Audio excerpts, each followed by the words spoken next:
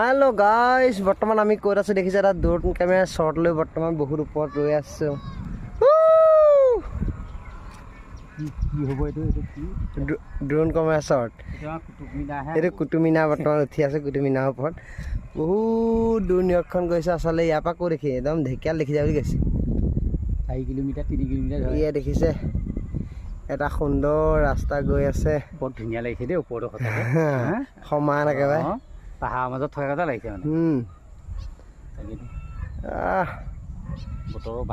বতৰো ভাল কি পৰিৱেশ দেখিছে